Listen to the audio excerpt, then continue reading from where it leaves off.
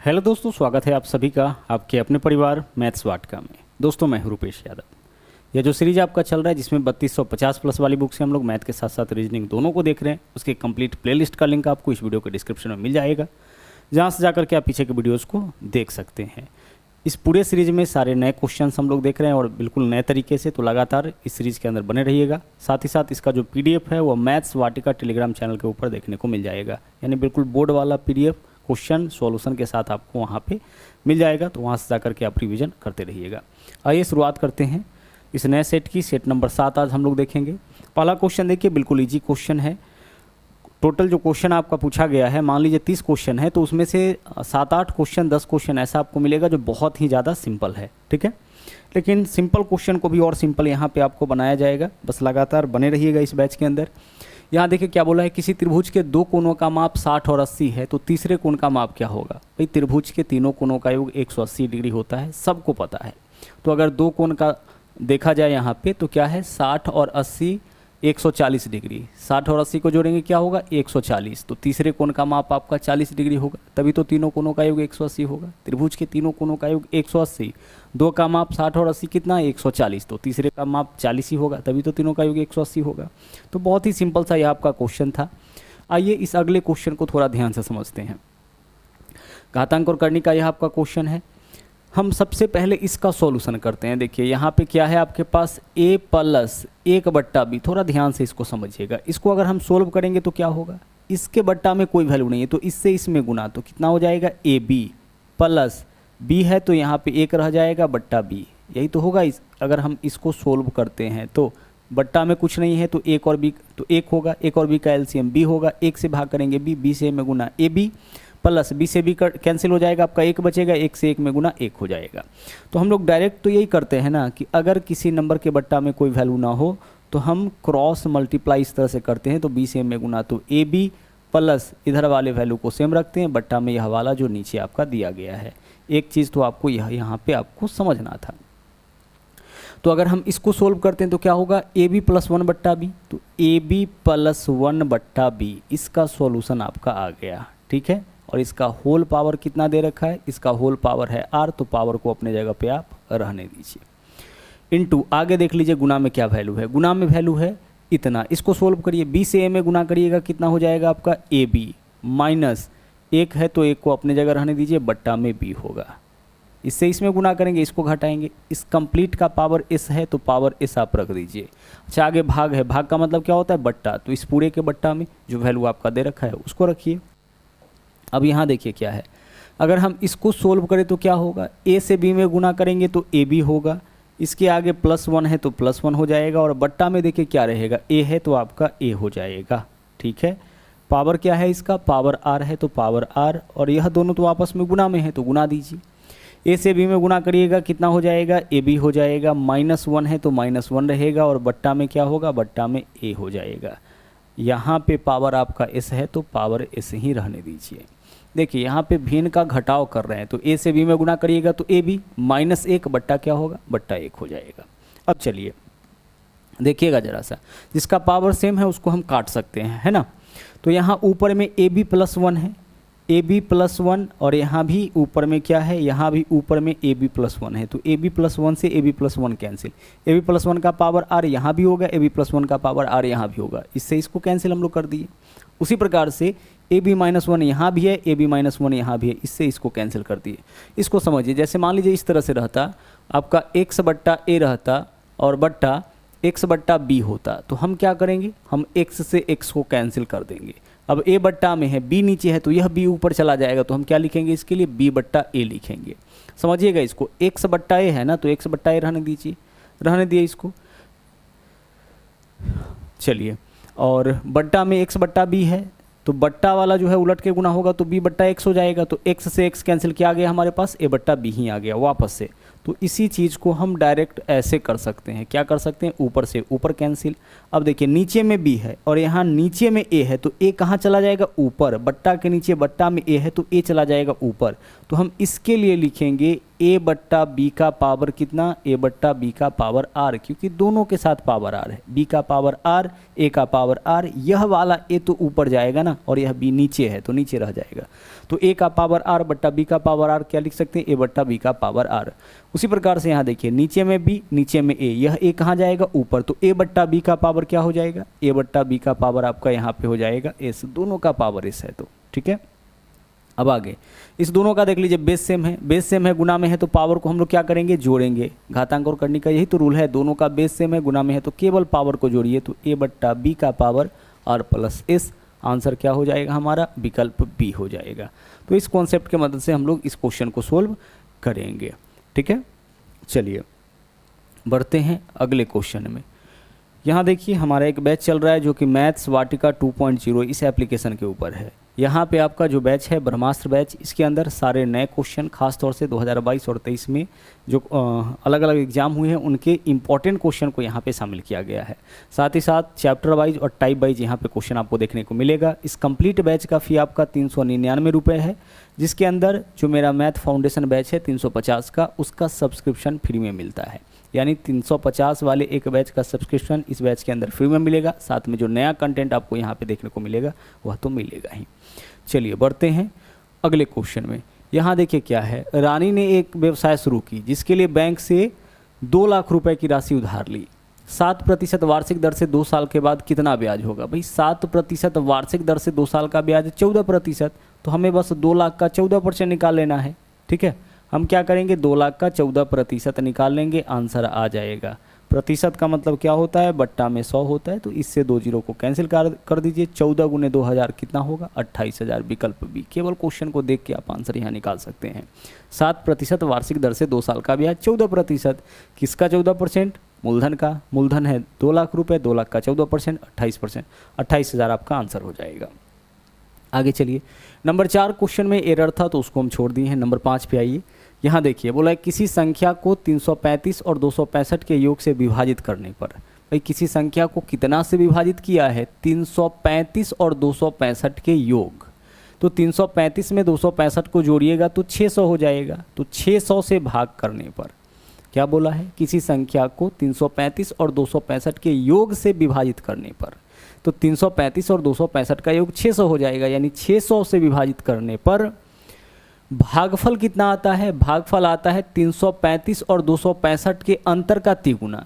तो इस दोनों का अंतर कितना का होगा, 335 में से 265 माइनस करिएगा 70, 70 का तिगुना, 70 का तिगुना 7 या 21 यानी 210 का। ठीक है, इतना से भाग करने पर भागफल इतना आता है। और फिर बोला शेष कितना प्राप्त होता है, शेष आपका 35 प्राप्त होता है। इस क्वेश्चन में देखिए क्या बोला है, रिपीट कर रहे समझिएगा। बोला यह है कि किसी संख्या को जब इस दोनों के योग से विभाजित किया जाता है, मतलब इतना से भाग दिया जाता है, तो जिससे भाग दिया जाता है उसको हम लोग क्या बोलते हैं, उसको बोलते हैं भाजक। तो इतना से भाग किया जाता है, तो जो भागफल आता है ना, जो भागफल आपका आता है वो कितना आ जाता है सर, जो भागफल आता है ना वह इस दोनों के अंतर का तिगुना। तो इस दोनों का जो अंतर होगा, घटाइएगा 335 में से 265 तो 70 आएगा, और 70 का तिगुना यानी 210 भागफल हो जाएगा। और शेष जो प्राप्त होता है वह 35 प्राप्त होता है। तो वह संख्या क्या होगा, यहाँ पे देखिए हमारे पास भाजक है, भागफल है, शेष है, वह संख्या पता करना है, यानी भाज पता करना है। तो भाज बराबर भाजक, भाज बराबर क्या हो जाएगा, भाजक गुने भागफल जोड़ शेष। बस यही तो रूल है, भाज बराबर भाजक गुने भागफल जोड़ शेष। भाजक दे रखा है, भागफल दे रखा है, शेष दे रखा है, हमें बताना है कि वह संख्या कौन सा है जिसमें 600 से भाग करने पर भागफल इतना, शेष इतना आता है। तो बस भाजक गुने भागफल जोड़ शेष कर लीजिएगा। जब आप इस दोनों को गुना करिएगा तो 21 छके 126 होता है। तो यहाँ पे 1,26,000, 1,26,000 में 35 जोड़िएगा तो 1,26,035 आपका आंसर हो जाएगा। जब इस दोनों को गुना करिएगा तो कितना हो जाएगा, 21 छके 126 और इसके ऊपर 2 और 1 3 जीरो हो जाएगा, यही तो होगा। और फिर जब 35 इसमें ऐड करिएगा तो 1,26,035 विकल्प सी आपका सही आंसर। आगे चलिए, यहाँ देखिए क्या बोला है, बोला किसी वस्तु के मूल्य में पहले 20% की वृद्धि, फिर प्रत्येक पर 5% के 2 क्रमिक छूट दिया जाता है, तो इस स्थिति में वस्तु का विक्रय मूल्य क्या होगा? तो वस्तु का यहाँ पे सबसे पहले हम मान लेते हैं अंकित मूल्य 100। अब 20% बढ़ा देंगे तो 100 से कितना हो जाएगा? 120। देखिए 20% बढ़ा दिए। अब फिर 5% का 2 छूट देना है, तो 5% अगर छोड़ेंगे तो इसके 95% के बराबर पहला बार वैल्यू होगा, और फिर से इस पर 5% की छूट, तो फिर से इसके 95% के बराबर इसका वैल्यू रह जाएगा। रिपीट कर रहे हैं, कॉन्सेप्ट समझिएगा। बोला किसी वस्तु का मूल्य पहले 20% बढ़ा दिए, तो मूल्य हम मान लिए कितना? हम मूल्य मान लिए उसका 100, ठीक है। 20% बढ़ा दिए तो डायरेक्ट इसको लिख दिए 120 हो गया होगा। फिर 5% का दो बार छूट दिया गया, क्रमिक छूट। तो 5% छूट का मतलब है कि उस वस्तु का कीमत उसके पूर्व कीमत के 95% के बराबर रह जाएगा। तो पहले वाला कीमत इतना, इसके 95%, फिर से 5% का छूट, तो अब इस कीमत के 95% के बराबर।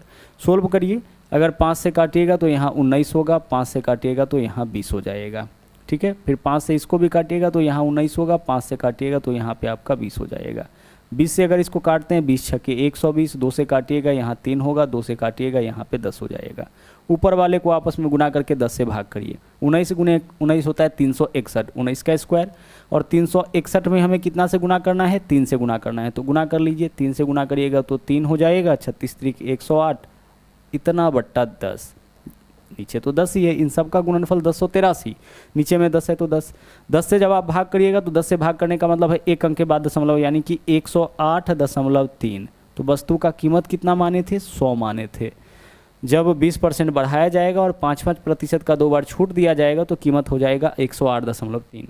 तो 100 का वस्तु है, 108.3 वस्तु का कीमत हो गया, यानी कि वस्तु का विक्रय मूल्य उसके क्रय मूल्य से कितना अधिक हो गया? 8.3% अधिक। तो विकल्प डी आंसर। जो फाइनल वैल्यू आए उसको आप देखिए कि वह 100 से ज़्यादा है कि कम। ज़्यादा है तो अधिक हो जाएगा फाइनल वैल्यू, और अगर कम है तो इसका मतलब कि जो अंकित मूल्य है उससे कम हो जाएगा। अब 100 से यह वैल्यू जितना ज़्यादा है उतना अधिक होगा क्रय मूल्य से, तो 100 से यह 8.3 ज़्यादा है, यानी कि 8.3% क्रय मूल्य से अधिक होगा विक्रय मूल्य। चलिए बढ़ते हैं अगले क्वेश्चन में। यहाँ देखिए क्या है, बोला है कि किसी त्रिभुज की भुजाओं की लंबाई 5, 7 और 10 सेंटीमीटर है, तो त्रिभुज का क्षेत्रफल। यहाँ पे त्रिभुज का क्या दे रखा है? तीनों भुजाओं का माप दे रखा है और हमें क्षेत्रफल बताना है। तो सबसे पहले हम लोग सेमी पेरीमीटर निकालते हैं। कैसे निकलता है? तीनों भुजाओं के योग का आधा। तो देखिए 5 और 7 12 और 10 22, 22 का आधा कितना हो जाएगा? 22 का आधा हो जाएगा आपका 11, यानी सेमी पेरीमीटर आ गया आपका 11 सेंटीमीटर। सेंटीमीटर के फॉर्म में ही, सेंटीमीटर के फॉर्म में ही पूछा है तो सीधे हम 11 ले लिए। इसका वैल्यू कितना आ गया आपका? 11। इस कैसे निकालते हैं? इसका मतलब होता है परिमाप का आधा। परिमाप तीनों भुजाओं का लंबाई होता है, तो तीनों भुजाओं का लंबाई आपका कितना आ जा रहा है? 22, 22 का आधा 11।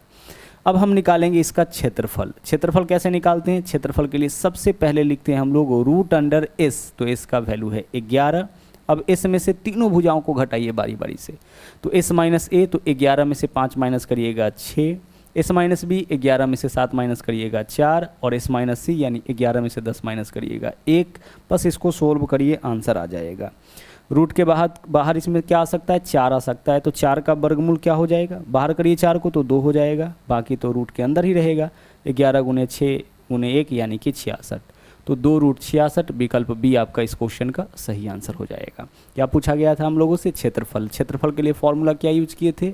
S into S minus A into S minus B into S minus C।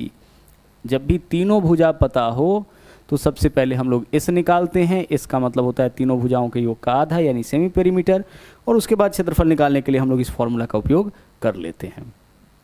चलिए बढ़ते हैं अगले क्वेश्चन में। यहाँ देखिए बोला है निम्न तालिका एक कॉलेज के विभिन्न वर्गों के अर्थात कला, विज्ञान, वाणिज्य, विधि में अध्ययनरत पुरुष और महिला विद्यार्थियों की संख्या को दर्शाया है। तालिका का अध्ययन करें और पूछे गए प्रश्न का उत्तर दें। यहाँ देखिए कला में पुरुष है 202 और महिलाएं 112, विज्ञान में पुरुष है 260 और महिलाएं 280, वाणिज्य में कितने पुरुष है? 116 और इतनी महिलाएं, विधि में इतना पुरुष इतना महिला, और कुल मिला के इतना पुरुष है और इतना महिला है। क्वेश्चन क्या पूछा गया है? कॉलेज के कुल विद्यार्थियों में से वाणिज्य की महिला विद्यार्थी का प्रतिशत। वाणिज्य के महिला विद्यार्थी का प्रतिशत किसके रिस्पेक्ट में? कॉलेज के कुल विद्यार्थी के रिस्पेक्ट में। तो वाणिज्य में महिला कितना है? देखिए वाणिज्य में महिला का संख्या है 190, तो हमें यह बताना है कि 190 जो है वह कुल विद्यार्थी का, कुल विद्यार्थी, कॉलेज के कुल विद्यार्थी, तो कॉलेज के कुल विद्यार्थी यानी लड़का लड़की मिला करके, तो इन दोनों को जोड़िए कितना आता है 6 और 7 13, 3 हासिल 1 और 5 4 9 और 1 10 0 6 6 12 और 1 13 1303। यह हो गया इस कॉलेज में वाणिज्य में महिलाओं का संख्या कुल विद्यार्थियों की संख्या का कितना प्रतिशत, गुना करेंगे हम 100 से। जिसके बारे में बोलेगा ना हमेशा उसको ऊपर रखिएगा, जिसके रिस्पेक्ट में पूछा जाए उसको बट्टा में रखना है और प्रतिशत के लिए गुना करना है 100 से। अगर पूछा जाता है एक्स वाई का कितना परसेंट, एक्स ऊपर वाई नीचे, गुना करेंगे 100 से। वाई एक्स का कितना प्रतिशत, वाई ऊपर एक्स नीचे, गुना करेंगे 100 से। यहाँ अगर यह पूछता कि वाणिज्य की महिला का संख्या कुल महिलाओं की संख्या का कितना प्रतिशत, तो 190/647 गुणे 100 करते। लेकिन यहाँ क्या पूछा है, कुल कॉलेज के विद्यार्थी का मतलब इन दोनों के योग का कितना परसेंट। सोल्व इसको करिएगा, 14.58% विकल्प सी आपका यहाँ पे सही आंसर हो जाएगा। चलिए बढ़ते हैं अगले क्वेश्चन में। अगला देखिए क्वेश्चन नंबर 9 बहुत सिंपल है। 6 का स्क्वायर प्लस 7 का स्क्वायर प्लस √16, √16 मतलब कितना 4, 6 का स्क्वायर मतलब 36, 36 4 40 प्लस 49 89, विकल्प सी आंसर हो जाएगा। ठीक है, अगले क्वेश्चन में चलिए। उस द्विघात समीकरण का चयन कीजिए जिसका एक मूल 1 प्लस √3। अच्छा, मूल को हम लोग किससे दर्शाते हैं, अल्फा से। तो एक मूल आपका दे रख अल्फा और बीटा से, तो एक मूल है 1 प्लस √3। तो जब भी इस प्रकार से मूल देना, तो अगर एक मूल 1 प्लस √3 है तो दूसरा मूल हो जाएगा 1 माइनस √3।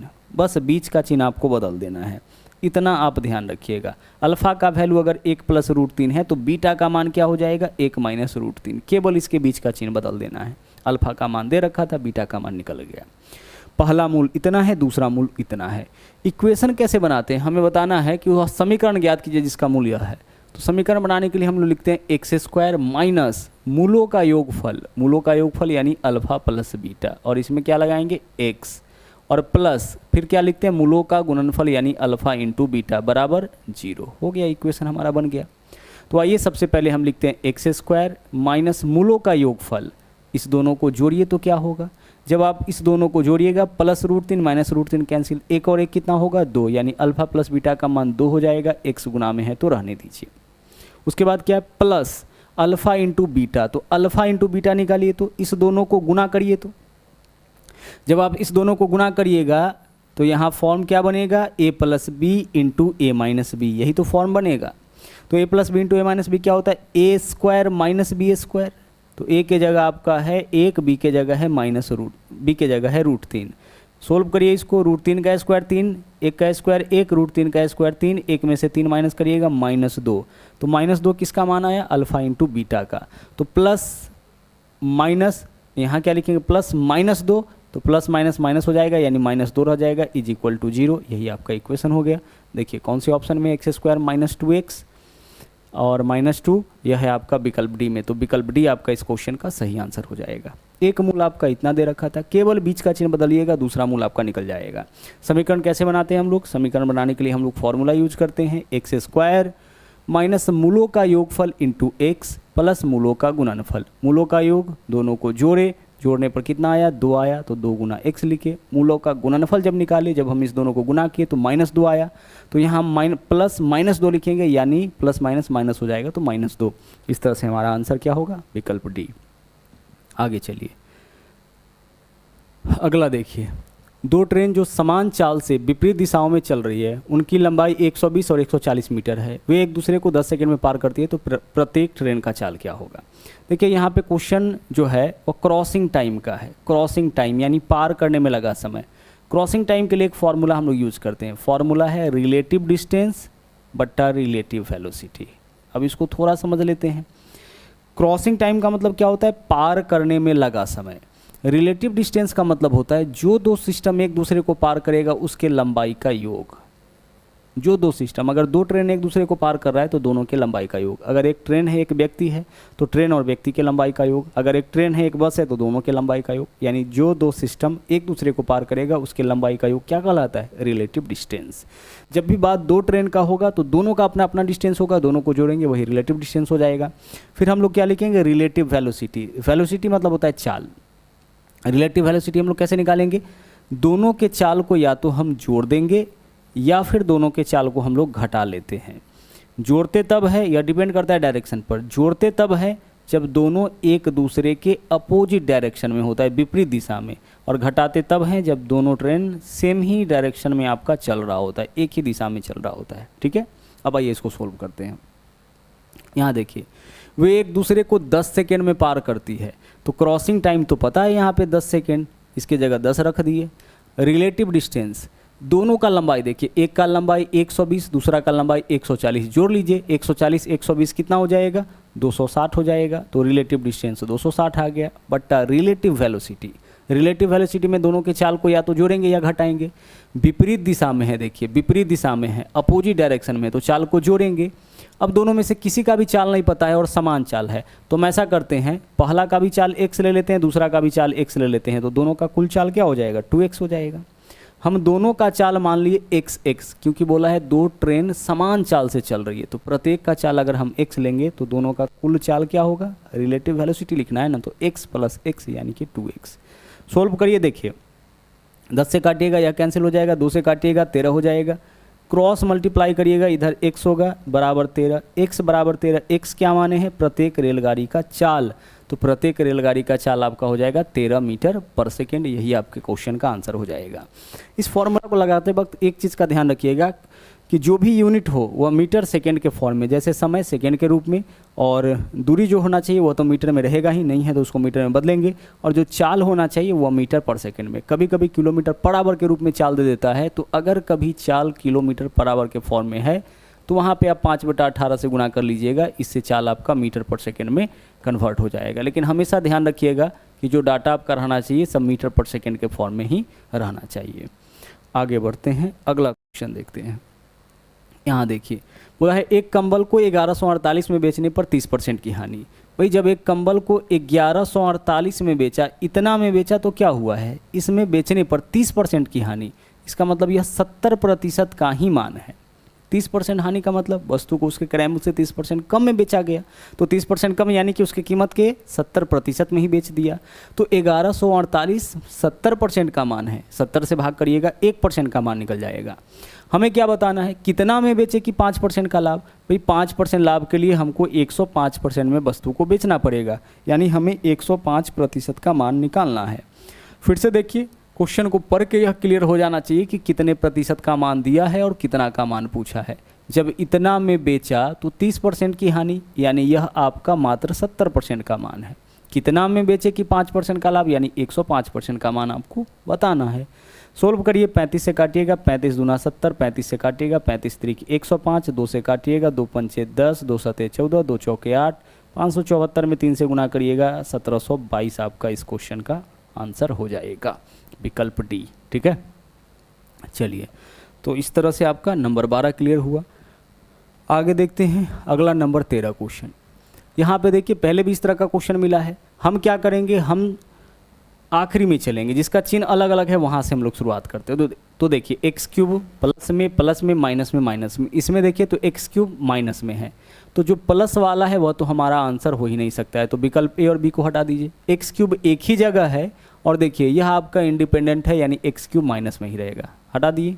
ठीक है, सीधे आप एलिमिनेट कर सकते हैं। अब आगे चलिए, अब देखिए एक जगह 12x प्लस में और एक जगह माइनस में, तो x कहाँ मिलेगा, देखिए जब 3x में -6 से गुणा करिएगा -18x यहाँ से मिलेगा, और -18x में जब 6x जोड़िएगा तो -12x, यानी -12 वाला आपका आंसर हो जाएगा। देखिए यहाँ से इससे इसमें गुणा करिएगा तो x² मिलेगा, इससे इसमें गुणा करिएगा तो 6 18 -18x, और -18x प्लस 6x क्या होगा, -12x, तो हमारा आंसर वह होगा जिसमें -12x होगा। आप चाहे तो सीधे इसको सोल्व कर सकते हैं। 3x से x में गुणा करिएगा 3x² हो जाएगा, और 3x से -6 में गुणा करिएगा -18 होगा, बाकी तो वैल्यू ऐसे ही है, x² प्लस 6x -9, इसके अलावा प्लस 24 और -x³ सोल्व कर लीजिए इसको। देखिए यहाँ पे पहले नंबर वाला ही लिखना है, नंबर वाला, तो नंबर देखिए यहाँ पे क्या है, 24 में से पहले 9, 24 में से पहले 18 माइनस करिए तो 6 बचेगा, और 6 में से 9 माइनस करिए -3 हो जाएगा। कितना हो जाएगा आपका, कैंसिल हो रहा है क्या, कहीं पे कुछ गड़बड़ी हो गई है क्या, एक सेकंड देख लीजिए। 18 और 24 यहाँ पे आपका कितना है, अच्छा ठीक है, चलिए, तो अगर यहाँ पे क्या दिक्कत हो रहा है, प्लस -9 प्लस 24, अच्छा यहाँ 18x है, ठीक है, यहाँ क्या है आपका, यहाँ 18x है, 3x x में गुना करिएगा 3x² और 3x से 6 में गुना करिएगा तो 18x हो जाएगा ना। तो पहले हमें क्या लिखना है, इसमें नंबर लिखना है, तो 24 में से 9 माइनस करिए, 15 हो जाएगा। चलिए अब x वाला लिखिए, -18x प्लस 6x क्या हो जाएगा, -12x हो जाएगा। अब x² वाला लिखिए, x² वाला केवल यही है और है कहीं, हाँ यह दोनों है, 3x² में x² जोड़िएगा 4x² हो जाएगा। इसके अलावा बचा है x³ तो -x³ कर लीजिए। इस प्रकार से भी आप अपना आंसर निकाल सकते हैं, ठीक है। यहाँ पे छूट गया था 18 के साथ जो x लगा हुआ है। अगला क्वेश्चन देखिए नंबर 14, त्रिभुज ABC और त्रिभुज DEF में एंगल A बराबर 40। देखो दो त्रिभुज सबसे पहले तो हम बना लेते हैं, त्रिभुज ABC और त्रिभुज DEF। यह हो गया हमारा त्रिभुज ABC और यह वाला हो गया त्रिभुज DEF, ठीक है। चलिए DEF हो गया। अब जो बोला है यहाँ पे हम एंगल लिखते जाते हैं। बोला एंगल A 40, चलो भाई एंगल A 40 है, हम 40 लिख दिए इसको। एंगल B 55, एंगल B 55 है। अच्छा एक 40 है एक 55 है, त्रिभुज के तीनों कोनों का योग बता दो क्या होता है, 180 डिग्री। तो 55 और 40 95, यानी कि तीसरे कोण का माप 85 डिग्री होगा, तभी तो तीनों कोनों का योग 180 हो जाएगा। तो इस त्रिभुज का दो कोण दिया था, तीसरा कोण हम लोग निकाल लिए। अगले में चलिए, एंगल D 55, एंगल D यहाँ पे है आपका 55, ठीक है भाई। आगे चलिए, एंगल E है 85, एंगल E कितना है, एंगल E है आपका 85 डिग्री। अब देखिए यह 55 है या 85 है, 55 में 85 जोड़िए कितना हो जाएगा, 90 और 50 140। तो 140 में कितना जोड़ेंगे, 180 हो जाएगा। 140 में 40 जोड़ेंगे तो 180 डिग्री हो जाएगा, ठीक है। यानी दोनों त्रिभुज के तीनों कोनों का माप हमको पहले से पता है। दो कोण पता था, तीसरा कोण निकालिए। यहाँ भी दो कोण पता था, तीसरा कोण निकालिए। हमें यह बताना है कि कौन से त्रिभुज के समरूप कौन सा त्रिभुज होगा, बस। तो देखिए सब में ABC है, तो हम चले यहाँ पे लिए त्रिभुज A। अच्छा अगर एंगल A लेते हैं इधर से, तो वैसा ही एंगल वाला इसमें कौन है, देखिए एकदम सिंपल सा कॉन्सेप्ट समझिए। एंगल A कितना 40, इसमें देखिए कौन सा एंगल 40 है, F। तो यहाँ A लिए तो इधर लेंगे हम F, ठीक है। इधर अगर हम A लिए तो क्या लेंगे, इधर F लेंगे। यह भी त्रिभुज है, यह भी त्रिभुज है हमारा। आगे चलिए, अब इसमें लेते हैं B। तो एंगल B का माप कितना है, 55 डिग्री वाला कौन सा एंगल है, D। तो यहाँ लेंगे हम D। और इसमें लेते हैं अब एंगल C, यह तो क्रम सही है। तो एंगल C कितना 85, इसमें 85 डिग्री वाला कौन है, E है। इसका मतलब कि त्रिभुज ABC जो है यह आपका सर्वांग सम होगा FDE के। विकल्प C में ऐसा है तो विकल्प C हमारा आंसर हो जाएगा। केवल एंगल से हम लोग को यहाँ पे पकड़ लेना था। देखिए एंगल A कितना है 40, इसमें देख लीजिए एंगल F 40, तो जहाँ A लिखें इसमें F लिखेंगे। एंगल B का मान 55, तो इसमें एंगल D का मान 55, तो जहाँ पे B लिखें इसमें क्या लिखेंगे, D लिखेंगे। और उसके बाद C, तो C का मान कितना है 85, इधर देख लीजिए 85 किसका है, E का, तो E लिखेंगे जहाँ C लिखे हैं। तो त्रिभुज ABC यह किसके बराबर हो जाएगा, FDE के। आगे बढ़िए, अगला क्वेश्चन बोला है दो संख्याओं में ना 5:7 का अनुपात है, ठीक है भाई, 5:7, यानी पहला संख्या 5 तो दूसरा 7, इनका HCF 17। तो HCF जब देना तो HCF से दोनों में गुना करिएगा, दोनों संख्या निकल जाएगा। तो 17 पंचे 85 पहला संख्या और 17 सते 119 दूसरा संख्या। हमारा आंसर क्या हो जाएगा, विकल्प C। हमें बताना था दोनों संख्या। ऐसा क्यों होता है, देखिए दो संख्याओं में 5:7 का अनुपात, यानी पहला संख्या 5 तो दूसरा 7। तो हम क्या करेंगे, दोनों का HCF निकालेंगे अनुपात में। तो 5 और 7 का HCF क्या होगा, 1। वह बड़ा से बड़ा संख्या जो दोनों को काटेगा वह 1 ही होगा। और यह HCF अनुपात में है तो अनुपात लगा दिए, जबकि रियल में HCF इन दोनों का क्या है 17। तो अनुपात 1 का वैल्यू 17 के बराबर हो गया। तो जब अनुपात 1 का वैल्यू 17 के बराबर, तो पहला संख्या अनुपात 5 है, तो अनुपात 1 का मान 17, तो 5 का मान 5 × 17 85 हो जाएगा। अनुपात 1 का मान 17, तो 7 × 17 119 हो जाएगा। तो हमारा आंसर इस क्वेश्चन का क्या बन गया, विकल्प C बन गया। चलिए तो आज का यह आपका आखिरी क्वेश्चन था। इस वीडियो में इतना ही। और हाँ, अगर आप हमारे चैनल पर नए हैं तो इस चैनल को सब्सक्राइब जरूर करिएगा। इसके अलावा लाइक और शेयर करते रहिएगा। तो मिलते हैं अगले वीडियो में बाकी बचे कॉन्सेप्ट के साथ। थैंक यू, जय हिंद।